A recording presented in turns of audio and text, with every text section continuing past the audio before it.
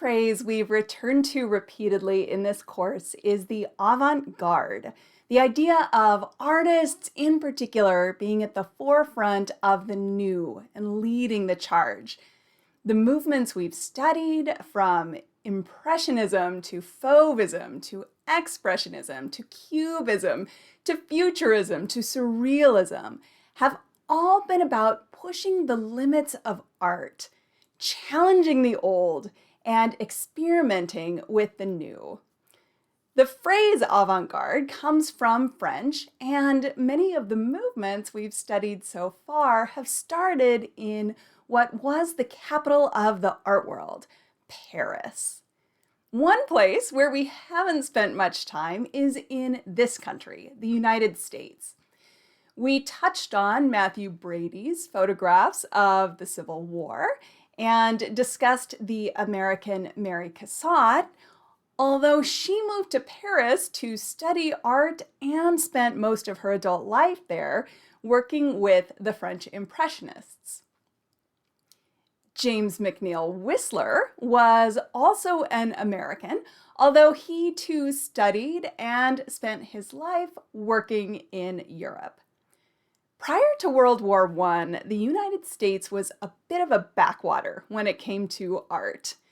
There were attempts to bring a taste and culture and the artistic avant-garde from across the pond, as in the 1913 Armory Show, which you may remember for the American public's derisive reactions to Marcel Duchamp's scandal-causing nude descending a staircase. This would all shift with the end of World War II, as we'll discuss soon, but in this chapter, we look at American art prior to 1945. In the early 20th century, American art tended to be less experimental than European art, instead focusing more on social realities, such as in the work of the Ashcan School, who depicted everyday activities and gritty settings that emphasized the seediness of life in the city. George Bellows' Cliff Dwellers, for instance, captures a moment on Manhattan's Lower East Side, where the poor residents swelter in the trapped heat of summer, spilling out of their stacked apartments and into the streets in an attempt to find some relief. Lewis Hines' photograph, Child in Carolina Cotton Mill, is formally arresting with strong diagonal lines and repeating elements, emphasizing the scale of the small girl in relation to the dwarfing machinery. Hines' mission, though, which he accomplished by smuggling his camera into factories, was to capture the horrifying reality of child labor in an attempt, ultimately successful, to institute legislative reform. In this chapter, we'll look at the ways American art differed from and was influenced by contemporary European developments. We'll start with Alfred Stieglitz's 291 gallery and his embrace of the movement called straight photography, then move on to Precisionism, Georgia O'Keeffe and American modernist abstraction, the first overtly race-conscious movement in America, the Harlem Renaissance, and then a few more isms, American regionalism and social realism. By the time we've completed this material, you should be able to identify major artists working in America before World War II, discuss the historical and cultural context of the artworks they created, recognize similarities and differences between American and European art and their causes, and compare the ability of photography and other media to serve multiple artistic and social purposes. Alfred Stieglitz, shown in this amazing early selfie, was an American born to German parents and studied and worked both in Europe and the US.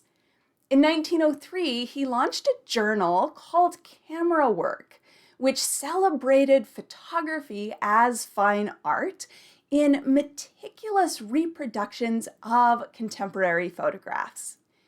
In 1905, he launched what was originally called the Little Galleries of the Photo Secession, a name that evokes the Viennese secessionists, but in 1908 became simply the 291, referencing the building's Fifth Avenue address.